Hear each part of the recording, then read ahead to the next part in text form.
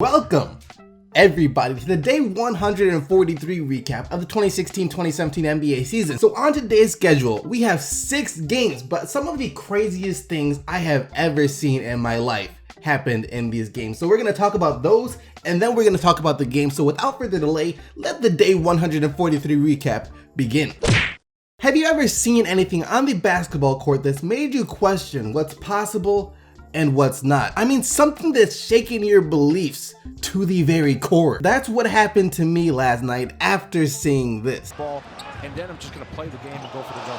Largest lead for the Thunder. Oladipo finishes. He's got 9. How about that? Spectacular one-handed bounce pass from Russell Westbrook. Play that back one more time. He's got 9. How about You close your legs for Christ's sake. that? Spectacular one-handed bounce pass from Russell Westbrook. Can someone please explain to me scientifically how something like this is possible? How can you do a skip pass on a fast break through the legs of a moving defender and hit your target perfectly in stride? I don't think he could have done that on purpose. How could you possibly know what angle to bounce the ball at what speed, and in the perfect time to make the pass so it gets through the legs like that? It just doesn't add up. Don't get me wrong, I'm not hating at all. Russ has done some incredible things this season and in his career already. This one's just, you just keep watching it and it gets harder and harder to believe that he was capable of doing that. I just don't think I'll ever see a pass like that in my life. That was ridiculous. Speaking of have you ever seen an NBA player lose their dignity as a defender? Now, I don't mean that they got dunked on. I've fallen and I can't get up. Or that they got their ankles broken.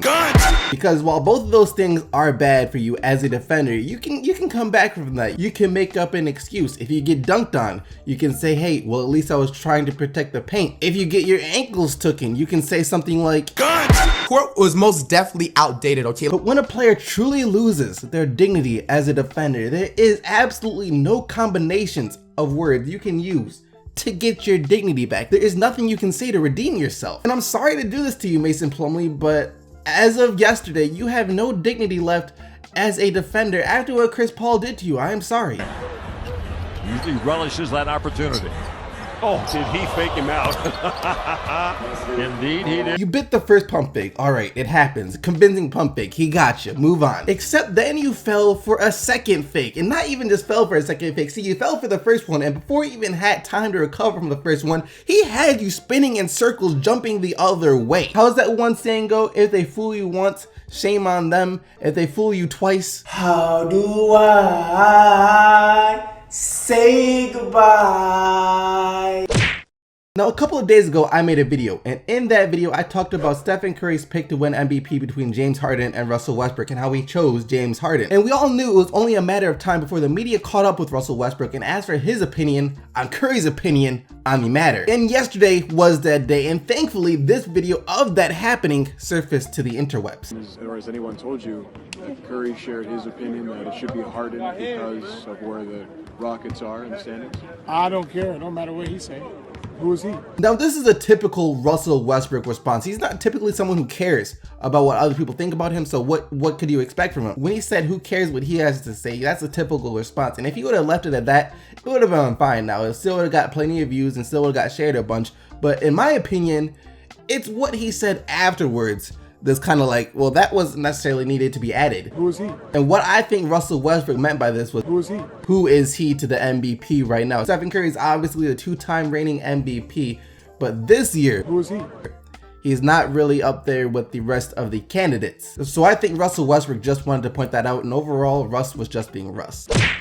In yesterday's video, I talked about DeMarcus Cousins picking up his 19th technical foul for when he pushed Willie Reed when the Heat were playing the Pelicans. However, yesterday, the league decided to rescind that technical foul. And for those of you that don't know what that means, that basically means take it away, so take it back. Cousins told the media yesterday that he talked to Tony Brothers about it at halftime, and then Tony Brothers told him that Tony Brothers was planning to remove the technical foul because according to DeMarcus Cousins, neither one of them knew what he did wrong. And I do agree, that light shove wasn't really justifiable as a technical foul, especially with Willie Reed basically all over, because he's like, man, just come on, give me a string. Like I said, yes, go get a tic tac. So take his technical foul count from 19 back down to 18. But overall, this should just be a wake-up call for you, DeMarcus Cousins. These refs out here are just waiting for any excuse they can find to blow that whistle. They have their eyes on you. If you breathe the wrong way, you are getting teed up. So just lay low, you know, for like the next few seasons, maybe the rest of your career. And that about wraps up all the news and extras from last night. Now let's just jump straight into these games.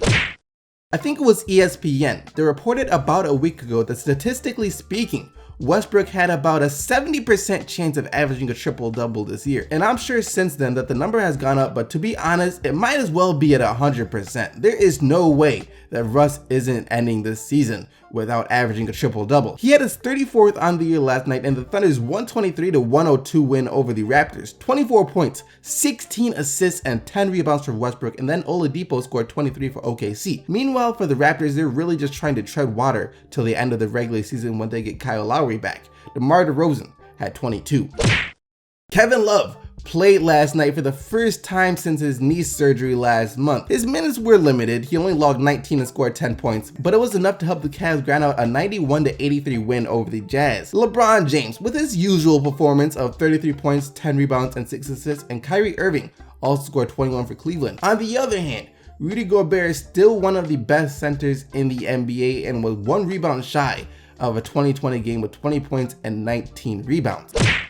Flames, absolute flames set onto the court last night by Klay Thompson. Well, in the first quarter at least. The man outscored the entire Orlando Magic team in the first, going for 21 points alone, while the Magic only scored 20. I thought he was about to have another one of his 60 points in 29-minute games, but he chilled out after the first, finishing with 29 points. And this one was really never a contest as Golden State gets the 122-92 win. Other than Klay Thompson, Steph Curry also had 25 points and 9 assists, even though he gave quite a bit of a scare to Warriors fans when he had to limp to the locker room after tweaking his ankle. But just like John Wall did last night, he came back. Elfrid Payton had 13 points and 8 rebounds for the Magic. Look at it this way, Knicks fans. You're one loss closer to getting a higher pick in the draft this year. Once again, New York falls to Brooklyn 121-110. Hollis Jefferson, Lopez, and Lin all did their thing last night for the Nets. Hollis Jefferson had 20 points and 10 rebounds. Brook Lopez had 24, and Jeremy Lin had 15 points and 8 assists. And for the Knicks, they were without Porzingis, who was out with basically a bruised thigh. You know, Derrick Rose scored 22 points, and Kyle O'Quinn had 23 points and 8 rebounds off the bench.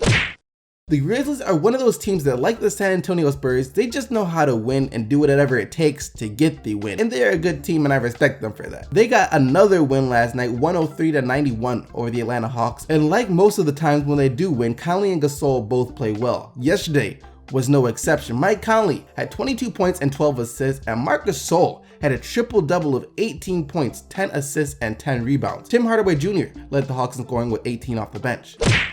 I already mentioned earlier in this video how Chris Paul took Mason Plumlee's dignity as a defender. However, Plumlee did still play well overall. Almost a triple-double with 10 points, 10 rebounds, and 6 assists, and he even had 3 blocks. Just stay away from trying to check the guards out there on the perimeter, Mason. And the Nuggets get the 129-114 win over the Clippers. Like Gasol, Jokic also had a triple-double last night with 17 points, 11 assists, and 14 rebounds, and Will Barton had himself a heck of a game off the bench with 35 points, including 7 of 10 shooting from deep. Chris Paul bounced back after his off night on Wednesday with 18 points and 14 assists for the Clippers. And that about wraps up all the action for the day 143 recap of the 2016-2017 NBA season. And now it's time to get into the player of the day.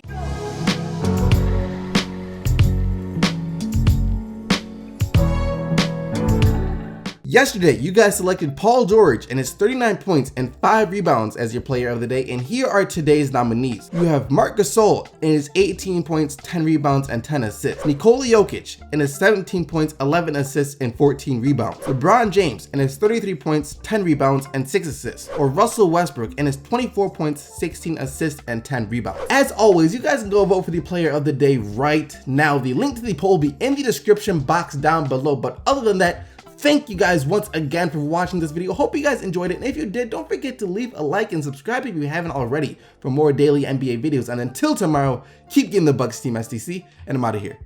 Peace!